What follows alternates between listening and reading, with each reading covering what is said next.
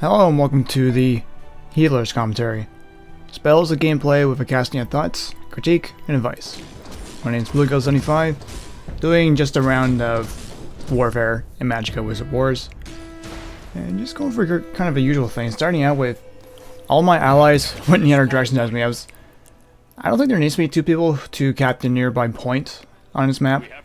I just felt really uncomfortable by it. I felt I did quite well in this match, but I kind of find myself...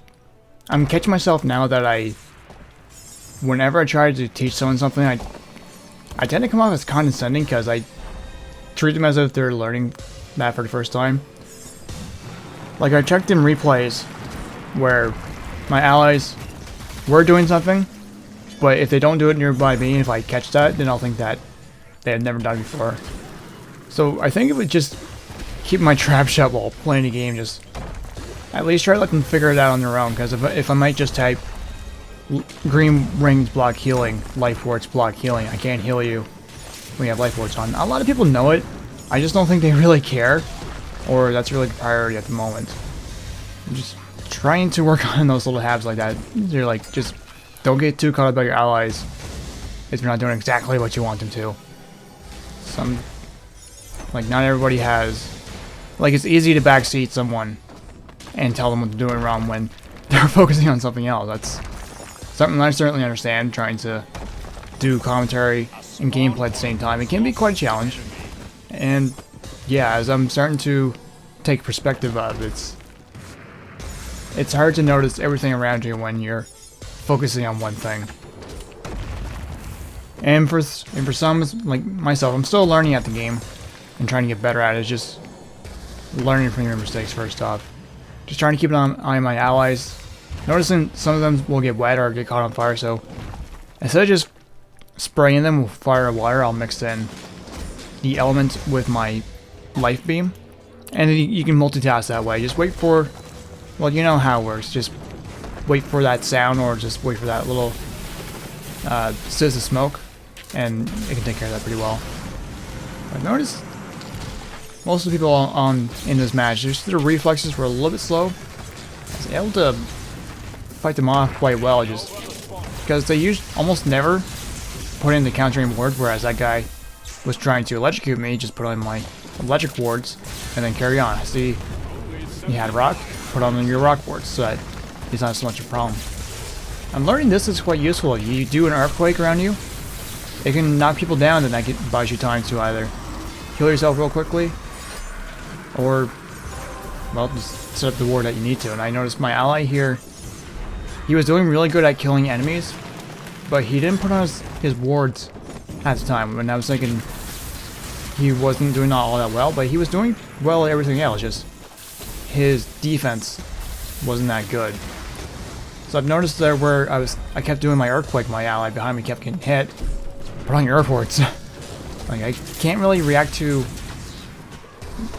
Like, if I don't believe that my allies will get the job done, I won't take the back seat. It's just people who I have a bit of trust towards.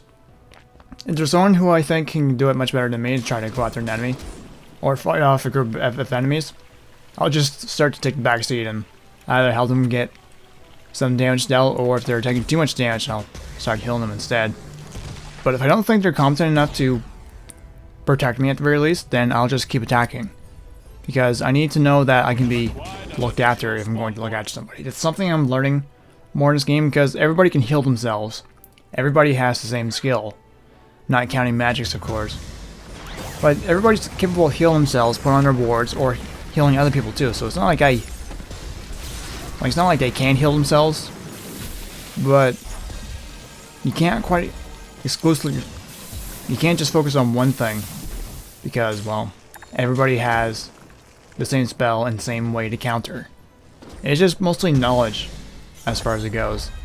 Like, going up against a group of enemies, if they're not using their warding, you can take advantage of that, mix in some elements, and deal some extra damage that way. Either spray someone with water, then electrocute them, and then spray them again with water to push them back, and then lightning to do a bunch of damage. Like, I think I do that here. I just saw this guy wasn't reacting with wards. He was just trying to do how I killed him last time, or helped kill him. But while he was doing that attack, which wasn't doing very much damage. Just spraying me and just trying to knock me down. Spray, electrocute, do that extra damage because it's water giving me a weakness along with lightning. And just trying to help my guy here, but I couldn't quite reach him in time. But I was able to save up enough focus when a friendly died nearby me, so I was able to help buy some time for myself anyway. But it does happen. People just tend to catch their breath when they die, and sometimes when a person gets revived, they don't always notice that. That's happened to me too. I was just looking over the video and I noticed like just common mistakes. Not a big deal. Putting on your wards against death is one thing.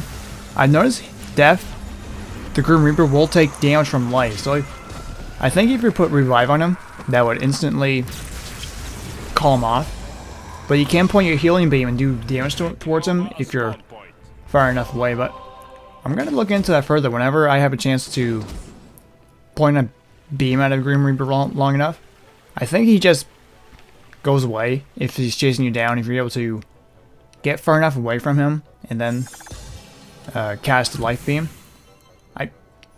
I know the Earth Wards will block some damage, but not a lot. So if you just didn't have enough, you weren't able to regenerate enough life back, because I think it's 500 if you have your full wards on. Probably if you have a good affinity with Earth, you probably block more damage, I would think. Because I notice people who go for lightning, they're weaker to rock, but they're also weaker to melee weapons as well. I think my throwing axe does 340, but I've done at least 400 damage to someone who's fluent in lightning anyway. So everybody has a weakness, unless they use the nullification, then you should be scared. No, but nullification tends to be, you don't get a bonus or negative to anything, just raw skill, everything becomes cosmetic at that point. But I can see the point of, I don't know for healer, but for many people, just going to nullification to reset your stats, because you're good enough at what you're doing, you're equally good at everything. Somebody who's done very well with all the spells and don't want to be weak in one area, just have no weaknesses for the cost of having no strengths. But if you're really good at spellcasting, then that can really benefit. So I can kind of see that now. Like, I barely have any self-defense. I can't, like, my rock shields. That's why I don't think I turtle too much, because I don't think I can heal myself as well, because having the lower shield affinity, I have a weak, smaller wall, and I can spawn fewer mines, so I haven't quite gotten the habit of using mines. But it's just a lot of things I have to learn. Just bite my tongue when I see people make mistakes. If people make mistakes, and it's not like it's the first time they're doing it, because it might just be they slipped, and you don't have to give them a lecture every time. And this video kind of bugged out, but I did get just a water ring. So that was pretty much that. So I'd say that's a commentary for this. So yeah, thanks very much for watching.